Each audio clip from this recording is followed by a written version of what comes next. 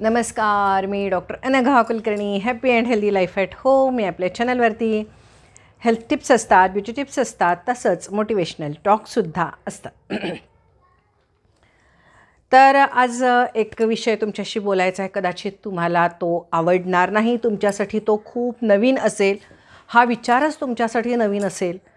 पण हा विचार आज मी तुमच्यासमोर जो मांडते आहे तो मी जेव्हा माझ्या आईवडिलांना मी दिवाळी साजरी करताना बघायचे त्यावेळेला माझ्या डोक्यात आलेला तो विचार होता आणि तो माझ्या डोक्यात फिक्स होता, फिट होता. आणि मला नेहमी तो दर पाडव्याला, दर नरक चतुर्दशीला मला हा विचार माझ्या डोक्यात येतो, उफाळून येतो. काही वेळेला त्याचं रागात उत्पन्न म्हणजे हे निर्माण होतो, राग येतो. त्याच्यामुळे काही वेळेला चीड येते, काही वेळेला नकोसं वाटतं. पण फारसं मला ते काही आवडत नाही, हे मात्र निश्चित. तर तुम्ही म्हणाल की कुठला विषय असा? हे बघा, सगळेच विचार माझे तुम्हाला आवडतील असं नाही आहे. पण मी काही जे विचार आहेत, मला स्त्रियांच्यासाठी जे विचार योग्य वाटतात ते मी मांडत असते आणि त्याचा तुम्ही विचार केला पाहिजे. सगळं जे पूर्वीपासून आलेलं आहे ते तसंच्या तसं आपण पुढे घेऊन जातो आहे, तर नाही असं व्हायला पाहिजे. त्याच्यात बदल हा व्हायला पाहिजे. स्त्री ही विचारांनी स्वतंत्र झालेली आहे, पैशाने आर्थिक स्वातंत्र्य तिला मिळालेलं आहे. ती पुरुषा एवढीच बाहेर पडते. गृहिणी असली तरीसुद्धा ती घरात प्रचंड काम करते. तर यासाठी मला असं वाटतं की काही वेळेला मी जे असे विचार मांडत असते ह्याचात ॲटलिस्ट तुम्ही मनामध्ये तरी हे विचार ठेवले पाहिजेत. तुम्हाला पटो किंवा न पटो, न पटण्यासारखं काहीच नाही आहे याच्यामध्ये. हे बघा, मी आज खूप कंटाळलेली आहे कारण की दिवाळीच्यामुळे. तर म्हणून मी आता मस्तपैकी कॉफी पीत पीत तुमच्याशी गप्पा मारते. झाली माझी आता कॉफी पीत. डोंट वरी. तुम्हाला डिस्टर्ब होत असेल ना, तसं होत असणार, मला माहिती आहे. पण माझी कॉफीसुद्धा गार झाली असती ना, तर म्हणून मी ती पियली. आणि मला आत्ता बोलायचं होतं ते मी बोलणारच आहे, कारण की असं आतून मला ते उफाळून येते. तर हा व्हिडिओ जेव्हा तुमच्याकडे येईल तेव्हा येईल. पण काल इकडे नरक चतुर्दशी झालेली आहे, उद्या पाडवा आहे. आज आम्ही सगळ्याजणी काकड आरतीला एकमेकींना भेटलो, तर सगळ्याजणी एकमेकींशी हाच विषय बोलत होत्या की काल व्यवस्थित छान अंघोळ घातली ना, नवऱ्याला घरातल्यांना छान अंघोळी घातल्या ना, अंघोळी झाल्या ना. सगळ्याजणी हेच एकमेकींना प्रश्न विचारत होत्या. आणि त्यामुळे बऱ्याच जणी काही थकल्या होत्या, कुणाचे गुडघे दुखत होते, कुणाला उठता बसता येत नव्हतं. मग सगळ्याजणी हेच म्हणत होत्या की काल खूप दगदग झाली. मग अंघोळ्या आणि रांगोळ्या ह्यांच्यामुळे फार दगदग. स्वयंपाकामुळे जास्त होत नाही कारण ते रोजचंच असतं. पण हे अंघोळ्या आणि रांगोळ्या हे वर्षातनं कधीतरी येत असतं आणि ते दोन्हीही हेक्टिक असतं. म्हणजे स्त्रीच्यासाठी अत्यंत त्रासदायक कष्टाचं काम आहे. स्त्री ते आनंदाने करत असेल, पण म्हणून काय ते कष्टाचं नाही असं नाही, ते खूप कष्टाचं काम आहे. मी ह्याच विषयावर आज बोलणार आहे की मी माझ्या आईवडिलांनासुद्धा बघितलं आहे, माझ्या सासू सासऱ्यांना बघितलेलं आहे. पूर्वी सगळ्यांनाच, म्हणजे पूर्वीपासून सगळ्यांच घरामध्ये आजतागायत तेच मी बघत आलेली आहे. मी भलेही जगामध्ये बदल नाही करू शकले, पण मी माझ्या घरात हा नक्की बदल केला. तोच तुम्हाला सांगणार आहे. मी बघत आले की माझी आई, अर्थात मी आईचं सांगते, पण असं प्रत्येक बाईच कष्ट करत असते. आधी स्वच्छता करायची, घर स्वच्छता करायची. तिनं आम्हाला कधी काम लावलं नाही, कारण की ती असं म्हणायची तुम्ही अभ्यासाचं बघा. त्यामुळे घरात काही आम्हाला फारसं काम करायला लागायचं नाही. फक्त आमचा कप्पा जो असेल तो आवरायचा, म्हणजे कपाटातला आवरायचा, अभ्यासाचा आवरायचा, पुस्तकं आवरायची, आपलं आपण आवरायचं. तर आई घर सगळं स्वच्छ करायची. दिवाळी आली की प्रचंड घरातली स्वच्छता. बरं, कोळिष्टकी वगैरे नुसतंच काढणं नव्हे, पडदे बदलायचे, बेडशीट सगळे, म्हणजे कपडे धुवायचे सगळे, स्वच्छता ती एक स्वच्छता. भांड्यांची स्वच्छता, डबे भांडी, घरातली प्रत्येक डबान भांडं, प्रत्येक वाट्या आणि ताटं तर रोजच घासली जातात, पण छोट्या छोट्या गोष्टीसुद्धा सगळा असा तो मोठा कार्यक्रम असायचा. डबे धुवायला काढणे, ते काढायचे. आणि हे सगळं होतं की नाही, त्यानंतर बाजारची लिस्ट काढायची. मग ती दिवाळीचा बाजार वेगळा असतो ना, मग त्याच्यात मेणबत्त्या, पणत्या, उटणं, ह्याच्यापासून चिवड्याला काय काय लागतं, चकलीला काय काय लागतं, भाजणी करायची आहे त्यासाठी काय लागतं, हा सगळा मोठा बाजार. मग नंतर तो बाजार करून यायचा. मग तो बाजार करून आल्यानंतर सॉर्टिंग करायचं, सगळं काय काय करायचं हे बघायचं. दिवाळीच्या फराळाची तयारी करायची आणि मग त्याच्यानंतर सुरू होते ती दिवाळी. हे सगळं करताना ती बाई इतकी त्रासून जाते. रात्री 2-2 वाजेपर्यंत ती लाडू वळत बसते. चिवडा फोडणीला टाकायचा असतो, तो टाकते. तिचं लक्षात येत असतं की अरे आपल्याला शंकरपाळ्या करायच्याच राहिल्या, म्हणून तेही करते ती. तिला असं वाटत असतं की सकाळी देवाला सगळं आपल्याला नैवेद्य दाखवायचं आणि सकाळी अंघोळ झाल्यावरती सगळ्यांना फराळाचं ताट मिळालं पाहिजे. आणि म्हणून ती सगळा फराळ तयार करते, खूप कष्ट करते. प्रचंड मानसिक आणि शारीरिक त्रास तर त्या स्त्रीचा विचारूच नका, गृहिणीचा प्रचंड. मग तुम्ही म्हणाला आम्ही आवडीने करतो, आम्ही आनंदाने करतो. कष्ट हे कष्टच होतात. अगदी तुम्ही आचार्याला बोलून किंवा आचार्यणीला बोलून सुद्धा तुम्ही जरी घरामध्ये हे सगळ्या गोष्टी केल्या तरी ते बागचं सगळं आवरायचं, व्यवस्थित ठेवायचं, हे सुद्धा कष्टच आहेत. तर हे सगळे कष्ट बघितले होते माझ्या आईचे. आणि एवढं सगळं करून पुन्हा सकाळी आम्ही उठायच्या आधी ती उठायची, केर काढायची, अंगणामध्ये पाणी मारायची, रांगोळी काढून झालेली असायची, पणत्या लावलेले असायचे आणि मग त्यावेळेला आम्ही उठायचो. आणि मग त्यानंतर आम्ही झोपेतच आई आम्हाला आरती करायची, उठा म्हणायची. त्यातली वडिलांना तेल लावून सगळं अंघोळ घालायची. आम्हाला झोपेतच पहिली आरती व्हायची. त्याच्यानंतर अंघोळ, वडिलांना अगदी व्यवस्थित तेलबिल मालिश करून अंघोळ घालायची. त्यानंतर आमच्याही सगळ्यांच्या अंघोळी व्हायच्या. अगदी आईच करायची हे सगळं. तेल मसाज, उठणं, लावणार, तेल लावणार, सगळं करणार, सुगंधी तेल लावणार, सिस्टमॅटिक पाठ-बीट घालून त्याच्यासोबत चारी बाजूला रांगोळी घालून अगदी मस्तपैकी. आणि मग त्याच्यानंतर अंघोळी व्हायच्या. अंघोळी झाल्या आपली आई पण पटकन आपल्या अंगावर पाणी ओतून घ्यायची आणि सगळ्यांना फराळाचं द्यायची. सगळेजणं मस्तपैकी नवीन कपडे घालून घमघमत म्हणजे सुगंधी तेल, सुगंधी उठणं, सकाळी लवकर उठलेलं असं छानपैकी वातावरणामध्ये सकाळी फराळ खाणार. आई कधी सकाळी सगळ्यांच्या बरोबर बसून आईनं कधीही आमच्या फराळ केला नाही. हे प्रत्येक घरोघरीची कहाणी मी सांगते तुम्हाला. आणि आईनं कधीही केला नाही. मग त्यानंतर आईनं कुठेतरी चकलीचा तुकडा टाक, एवढासा टाक, एवढंच थोडंसं, पण तिनं बसून कधी फराळ केला नाही. आणि मग त्याच्यानंतर मात्र मग बाकीचे सगळे कोण फटाके उडवल्याला जाणार, कोण दिवाळी अंक वाचणार, कोण काय. पण बाई मात्र घरातली गृहिणी, घरातली आई जी असते त्यानंतर सुरुवात होते की बाहेर रांगोळ्या काय घातल्या आहेत किंवा बाहेरचे जे दिवे असतात, पणत्या असतात, त्या आतमध्ये आणायच्या. त्यानंतर छानपैकी स्वयंपाक सगळा तयार करायचा, त्याचं नियोजन करायचं, स्वयंपाक करायचा, सगळ्यांना जेवायला वाढायचं आणि हुश्य करून ती दमते. याच्यानंतर या वेळेला मला आणि त्याच्यानंतर संध्याकाळी लक्ष्मीपूजनाची प्रचंड तयारी. त्यामुळे मोठी रांगोळी मस्तपैकी घालायची. ती 2-2, 2.5 तासाची रांगोळी, 1-1.5 तासाची पूजेची तयारी. आजूबाजूला पणत्या लावायच्या, आकाशकंदील लावायचे, ते दिवे वेळेला लावायचे, पणत्या वेळेला लावायच्या. स्वतः नटायचं, सजायचं, त्यालाही अर्धा तास लागतो.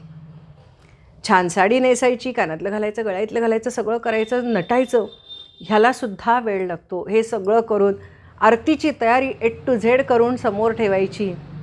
माझे वडील फक्त यायचे, हळदी कुंकू घालायचे, एक वस्त्र घालायचे, तिथं ठेवलेलं सगळं तयारी असायची, ती फक्त फुलं घालायचे आणि नैवेद्य दाखवायचे, आरती करायची, झाली. त्याच्यामध्ये आई त्यांना कपडे तुमचे व्यवस्थित चांगले कपाटातनं काढून ठेवलेले आहेत ते घाला म्हणून सांगायची. नाहीतर बऱ्याच वेळेला काय असतं की पुरुषाला असं वाटतं आहे त्याच कपड्यावर उभं राहावं, नाही तर आई तेही सांगायची की व्यवस्थित कपडे घाला, मी काढून ठेवलेले आहेत. मग ते सुद्धा विचारायचे कुठे ठेवलेस, की मग ते हातात द्यावे लागायचे. हे बघा, इथं समोरच असताना वस्तू दिसायच्या नाहीत. सगळ्याच पुरुषांची ही कथा आहे. आणि मग त्यानंतर सगळी लक्ष्मीपूजनाची तयारी, पुन्हा लक्ष्मीपूजन, सगळ्यांच्याकडे हळदी कुंकवाला जायचं, सगळ्यांच्या नंतर परत जेवणाचं बघायचं आणि दमून थकून वागून थोडंसं काहीतरी ती आई किंवा ती गृहिणी असते ती खाते आणि पाठ टेकते. सकाळी नरक चतुर्दशी असते, म्हणजे दिवाळी पहाट असते, संध्याकाळी लक्ष्मीपूजन असतं. दुसऱ्या दिवशी लगेच येतो पाडवा. बऱ्याच वेळेला पाडवा म्हणजे पुन्हा तीच प्रोसिजर. नवऱ्याला अंघोळ घालणे. आणि हे मी तुम्हाला एवढ्यासाठी सांगते की यामध्ये तुम्हाला दिसतंय का कुठे स्त्रीला एवढे प्रचंड कष्ट होतात. अंगाला मालिश करून घ्यायची, तेल लावून घ्यायची गरज कुणाला आहे? स्त्रीला आहे ना. तिचा कोणीतरी विचार करतं, त्या आईचा कोणीतरी विचार करतं का म्हणून आईनं सगळ्यांसाठी एवढं करायचं आणि आईला कोणीच तेल लावू शकत नाही का? आईच्या अंगाला हात लावायला लाज वाटते? बायकोच्या अंगाला 4 लोकांच्या ह्याच्यात हात लावायला लाज वाटते? मग तुम्ही हात आणि पाय तर नक्कीच तुम्ही तेल लावून देऊ शकता ना, डोक्याला तेल मालिश करून देऊ शकता ना. का ही प्रथा नाही आपल्याकडं? पुरुष मात्र हॉलमध्ये सुद्धा मस्तपैकी बसवू शकतो. बायको त्याला अगदी चोळून चोळून पाठीला इकडे तिकडे चोळून चोळून त्याला ती तेल लावून देऊ शकते. आणि जी स्त्री, जी गृहिणी प्रचंड तिला आवश्यक असते, तिला तेलाच्या मसाजची आवश्यकता असते. पुरुषाला काय असते मसाजची आवश्यकता? काय असते आवश्यकता? काय एवढं तेल लावून करायचं असते पुरुषाला? नंतर तो तेल लावून अंघोळ करून निवांत एक झोपच काढणार असतो. त्याच्यासाठी दिवाळी म्हणजे सुट्टी असते. लोळणे, हिंडणे, फिरणे, गप्पा मारणे, आता आजकाल मोबाईलवरती बघणे, टी व्ही बघणे, हेच तर असतं त्याच्यासाठी. पेपर वाचन करणे. स्त्रीसाठी काय आहे? प्रचंड कष्ट जे आहेत ते गृहिणीला आहेत, ते स्त्रीला आहेत. ते मी लहानपणापासून बघत आले, आजूबाजूला मी माझ्या बघत आले. आणि मला असं वाटायचं की माझ्या ह्या स्त्रियांना एवढे कष्ट करतात ना, मी आईला विचारायचे, तुला का ते कोणी तेल लावत नाही? मग ती म्हणणार, कोण लावणार आम्हाला तेल? आणि हाच प्रश्न पडायचा की कोण लावणार तेल? म्हणजे मुलं बाळा घरात असतात, त्यामुळे पुरुष बायकोच्या अंगाला कसं काय हात लावणार ना? तो कसं काय तेल लावून देणार? पण काय हरकत आहे? हातापायाला मसाज करून द्यायला काय हरकत आहे? मी म्हणते करून द्यायला पाहिजे. प्रथा बदलायला पाहिजे. अहो, आपणच ही प्रथा मी माझ्या घरामध्ये चालू केली बरं का प्रथा. तुम्ही तेल लावून देणार असाल नंतर हाताला आणि पायाला, बाकीचं आम्हाला कुठं लावून द्यायची गरज नाही, आम्ही लावून घेतो. पण हाताला आणि पायाला तुम्ही तेल लावून देणार असलात तर आम्ही तुम्हाला तेल लावणार. मग तुम्हाला मस्त चोळू, नाहीतर नाही. यावर्षी जर का त्यांचा खंड पडला तर पुढच्या वर्षी मी खंड पाडायचे नाही. आणि हे मला केल्यावर मला कुठंतरी आनंद व्हायचा मनाला की आपण प्रथा बदलतोय. प्रथा बदलली पाहिजे आणि हे बदल केलाच पाहिजे. मग तुम्ही म्हणा, तुम्ही कुठं काय काम करता? मी काय काम करते ह्याच्याशी देणं घेणं नाही आहे. मी सगळ्या गृहिणींच्यासाठी बोलते, कारण मी काय काम करते हे तुम्हाला कोणाला माहिती नाही आहे. त्यामुळे मी किती कष्ट करते, मी काय करते हे तुम्हाला काय माहीत नाही. त्यामुळे तुम्हाला बडबडायला येईल, तुम्ही स्वयंपाकच करत नाही, हेच करत नाही, तेच करत नाही. स्वयंपाक म्हणजे ऑल इन वन आहे, सगळं सर्वस्व आहे तुमच्यासाठी. मला कोणीतरी लिहितं, तुम्ही स्वयंपाक करत नाही म्हणजे तुमच्या अंगाला व्यायाम कसा होईल? मग नाहीतर मी एवढी फिट अँड फाईन राहिले असते का व्यायाम नसतात तर? झाले असते ना, बोलली मी नाही ना झालेली. तर म्हणून मी म्हणते की स्त्रीला अजिबात किंमत नाही, ना घरात ना पुरुषाच्या हृदयात. मग तुम्ही म्हणाल की तुमच्या घरात असं आहे का? नाही, आमच्या घरात असं आहे वगैरे काही नाही, मस्त सगळं आमच्या घरात छान आहे. पण नियम हे आपण आपल्या घरातनंच चालू केले पाहिजेत आणि तसेच चालू करावेत अशी मला असं वाटत असतं. प्रत्येक घराघरामध्ये जेव्हा घरातलं लहान मूल बघेल की आई जेव्हा सगळ्यांना तेल लावते, तेव्हा आईचेही हातपाय आपण दाबून दिले पाहिजेत. आईच्याही हातापायाला सगळ्यांनी घरातल्यांनी तेल लावलं पाहिजे, थोडं थोडं का होईना. मुलीने लावलं पाहिजे, मुलानं लावलं पाहिजे, नवऱ्यानं लावलं पाहिजे, सासूनं सुद्धा सुनेला तेल लावलं पाहिजे. सुनेनं सासूला, म्हणजे सासू सुनांनी तर हे कौतुक करायलाच पाहिजे. जावाजावानी हे कौतुक करायलाच पाहिजे. नंदा भावजांनी हे कौतुक एकमेकींचं करायलाच पाहिजे. अहो, भांडता कसलं? भांडण्यापेक्षा ही कौतुकं करा एकमेकींची, जी आयुष्यामध्ये खूप आवश्यक आहे. कसली भांडत बसताय? तर मला असं वाटतं की पुरुषांनी मात्र कायम स्वरूपी स्त्रीला दुय्यम भावना दिलेली आहे आणि त्यामुळे तिला असं वाटतच नाही, त्याच्या मनात सुद्धा येत नाही की तिला आवश्यकता असेल. आणि प्रत्येक स्त्रीला नाही पार्लरमध्ये जाऊन ती मसाज करू शकत, मसाज सेंटरला जाऊन नाही मसाज करू शकत, नाही जमणार, प्रत्येकाला परवडणार पण नाही. स्त्री हा पहिला स्वतःचा नाही तर कुटुंबाचा विचार करते. आत्ता थोडी थोडीशी ती पद्धत यायला लागली आहे की स्त्रिया मसाजला जायला लागलेल्या आहेत, पार्लरला जायला लागलेले आहेत, फुल बॉडी मसाज करायला. पण किती अर्धा 1% असतील. तर त्यामुळे घरामध्ये मात्र घरातनं तिला हा सन्मान मिळाला पाहिजे, घरात तिला ही वागणूक मिळायला पाहिजे. प्रेमाची वागणूक आहे ही, रिस्पेक्ट आहे हा. आणि तोच तिच्याविषयी तुम्हाला नसतो. त्यामुळे तुमच्या लक्षातच येत नाही, घरातल्या कुणालाच लक्षात येत नाही की स्त्रीची सुद्धा दिवाळीची पहाटेची अंघोळ ही साग्रसंगीत व्हायला पाहिजे. पाडव्याला जर का तुम्ही अंघोळ घालणार असाल नवऱ्याला, तर त्यानंही 4 लोकांच्या देखत बसून हातपाय दाबून द्यायला, हातपायाला मसाज करायला काय हरकत आहे हो. आजकाल तर सगळी फॅशन बदललेली आहे, एवढी चिकटाचिकटी सगळी चालू असते सगळ्यांच्या देखत. आणि तेवढं हातापायाला मसाज करायला काय होतं, त्यात कमीपणा वाटायची काय गरज आहे. घरातल्यांनाही कमीपणा, उलट घरामध्ये ही पद्धत निघायलाच पाहिजे.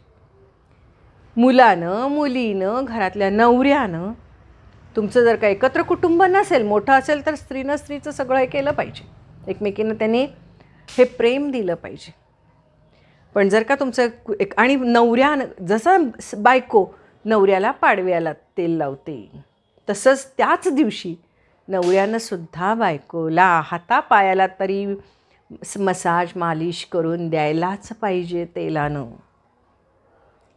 हा खरं तर तिचा हक्क आहे. याविषयी काहीच कुणाच्या मेंदूतसुद्धा येत नाही, विचार पण येत नाही, बुद्धीतसुद्धा येत नाही. मला नाही आवडत हे, मला आवडत नाही. मी माझ्या घरात हा बदल केला आणि माझ्या घरात खरोखर मी हा बदल केला. मला हातपाय तरी माझे चोळून दिले पाहिजेत. आणि जसं मुलाचं लग्न झालं, म्हणजे 10-12-13 वर्ष झाली, तेव्हापासून मी ही प्रथाच आमच्या घरातली बंद केली. नाही करायचं हे असलं, प्रत्येकाला आपलं आपलं जमतं करायला, आपलं आपण करायचं. लहान मुलांच्यासाठी आईनं निश्चित करावं, त्यांच्यासाठी ते आवश्यक आहे, आरोग्यासाठी आवश्यक आहे, तब्येतीसाठी आवश्यक आहे. पण आईला कष्ट पडतात, आईचंही अंग दुखतं, आई ही प्रचंड दमलेली असते, आईलाही गरज आहे, हे घराला कळलं पाहिजे.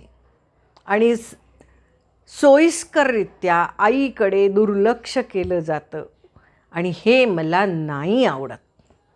आणि म्हणून मी आज हा व्हिडिओ केला. आज प्रत्येकजण तुम्ही किती छान अंघोळ घातली याविषयी बोलत होत्या. मग म्हटलं तुमची सगळ्यांची अंग दुखत आहेत, तुम्हाला कोणी अंघोळी घातल्या, तुम्हाला कोण चोळून देणार, तुमची काय हे. कारण रांगोळ्या 2-2 तास खाली बसून घालायच्या सोपं नाही आहे.